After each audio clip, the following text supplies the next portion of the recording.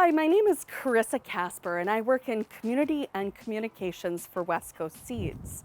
I'm also the founder of Seed and Nourish, where I help transform space and self through the power of the kitchen garden. Today, we're going to talk about one of my favorite crops to grow, and that's the salad green garden.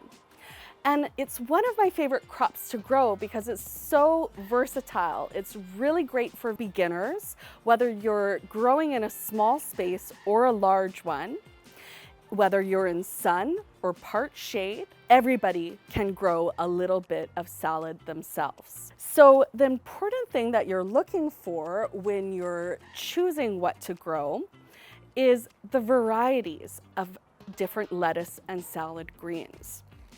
So what you want to look for, first of all, is if you want continuous harvest through the season, you might choose to grow leaf lettuce, arugula, or spinach. If you want something that has a little bit of a crisper texture, you're thinking more on your sandwiches, burgers, then you're looking for head lettuce varieties. I like to grow a little bit of both. Two of my favorite head lettuce varieties to grow is Buttercrunch. It looks beautiful in the garden. It's got a really high water content, and it is perfect crisp leaves for my sandwiches and my salads. It also tends to be bolt resistant. A great variety that we carry is called Roxy Red, and this comes in a pelleted form. I also love growing salads for Caesar salads. And this one here is a beautiful variety of romaine lettuce called Parris Island Cos.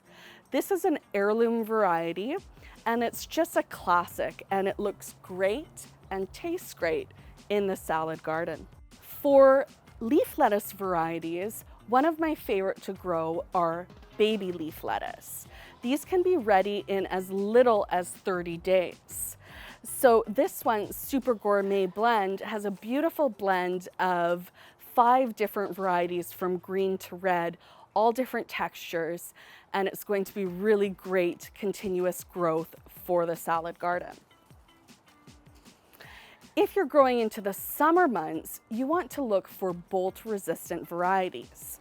Tropicana is a really good one if you're growing in heat.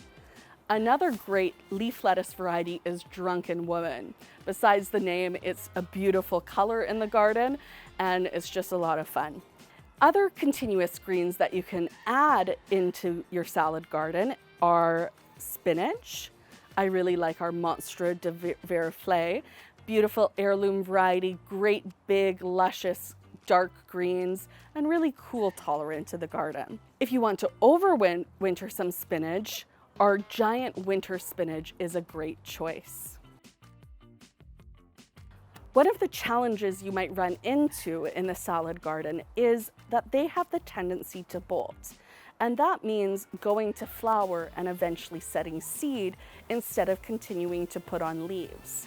So as soon as you start to see this process happening, your heads begin to elongate. You want to harvest them quickly so you can get the most out of your leaves, rather than allowing them to shoot up like this and put on flowers. At this point, their energy is going towards seed production rather than leaves, so it's best to pull them out and plant again once more.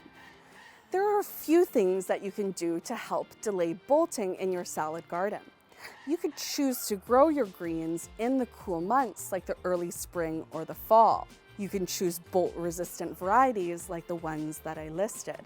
You might also try succession sowing, where you're planting a little bit at a time every 2 to 3 weeks, which is going to keep them at a more immature baby leaf stage, and that's going to extend your harvest window. If you'd really like to grow lettuce over the summer months, you might also try creating some shade cloth structures to help cut the high summer temperatures and sun. When you're planting in containers or raised beds, you don't need to plant rows because you'll have access to your crops from all sides. So in that case, I like to use a method of sowing called square foot gardening. For your cut and come again greens like your leaf lettuce, your baby leaf lettuce, your arugula, your spinach, you can space them 9 per square foot. So you'll mark out your square foot in your garden space, and you'll make 9 shallow depressions, a 1/4 inch deep. And I like to use the pad of my finger rather than the tip to keep it from getting too deep. And then I'm going to take my package of seeds, pour a little bit into the palm of my hand, take a little pinch with the other finger, and use this rubbing motion to slow the spread of the seeds so that I add only 2 to 3 per spacing. Once I've sown my seeds, I'm going to just lightly cover them with soil, water them in, and wait for them to come up. For head lettuce, you want to space them 4 per square foot. Shallow depressions, again, about a 1/4 inch deep, and a couple seeds per spacing as well. However, once these seedlings come up, you're going to thin down to 1 seedling per spacing so they have enough room to grow to a mature head. The other challenge you might encounter in your salad garden is the presence of slugs. If you're starting to see leaves that are covered with a bunch of holes or even missing kind of jagged edges, that might indicate that you have a lot of slugs in your garden. You can just choose to remove some of the environment that attracts them, like old, damaged leaves at the base of your lettuce, to ensure that you continue to have good airflow and less places for them to hide. However, if you're starting to notice that you're actually losing a lot of your crop to the slugs, you might take it one step further and use a beer trap in the garden. So all you need to do for the beer trap is use a container like a mason jar or something like this. I like these little feta cheese containers because they have a little strainer inside to remove the slugs once they've been caught. And you're going to bury the jar, leaving about 1 inch above the soil so other insects can't crawl in, just the slugs. And you're going to fill it with beer. Slugs are attracted to the yeast in the beer. They'll climb in and they'll drown. And that way you're bringing the numbers of slugs in your salad garden down. You can begin to harvest from your salad garden in as soon as a month for the quick growing greens like arugula and baby green blends. And how you can harvest this is through a method called cut and come again. And what that means is you actually take the entire lettuce bunch in one hand and you're going to cut it down to 1 inch from the ground. After it's been cut, it's actually going to regrow 3 or 4 times until the plant begins to get a little bit tired. It's given you a lot through the season, and it's time to take it out and replant.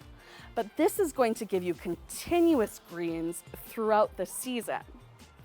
Now, to extend that season a little bit longer, I also like to plant head lettuce at the same time as I plant my baby greens.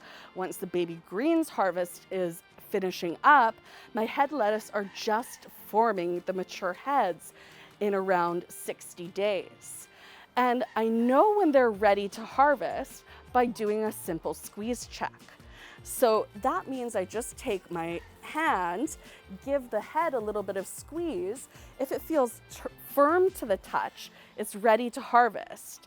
If I squeeze one and there's a lot of give in it, I'm going to leave it for it to continue to grow into that mature head. When I'm ready to harvest it, you can actually just twist the entire head until it pops out, or you can utilize a knife like this hori-hori that has a serrated edge and just cut the stem right at soil level. Thank you for joining us at West Coast Seeds as we learn how to grow a salad garden. If you're interested in learning more tips and tricks throughout the season, please like, subscribe, and comment with any questions that you have. See you next time at West Coast Seeds.